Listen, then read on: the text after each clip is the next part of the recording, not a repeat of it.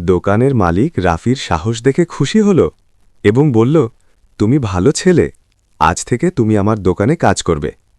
রাফি অবাক হয়ে বলল, ধন্যবাদ স্যার, আমি মন দিয়ে কাজ করব। কিন্তু দূরে একজন লোক সব দেখছিল। সে ছিল রাফির বন্ধু, যে বাইরে হাসত কিন্তু মনে মনে হিংসা করত। একদিন সে বলল, বন্ধু, তুই ভাগ্যবান হয়ে গেছিস।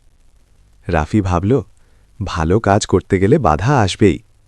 কিন্তু সেই বন্ধু গোপনে মালিককে মিথ্যে বলল। পরের দিন মালিক রাফিকে ডাকল।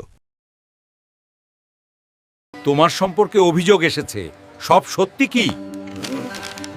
স্যার, আমি কখনো ভুল করিনি। স্যার, আমি কখনো চুরি করিনি, সব সময় সৎ থেকেছি। মালিক তদন্ত শুরু করল। সত্য বের হলে সবাই অবাক হয়ে গেল। রাফির বন্ধুর কৌশল ধরা পড়ল কিনা পরের পর্বে দেখা যাবে।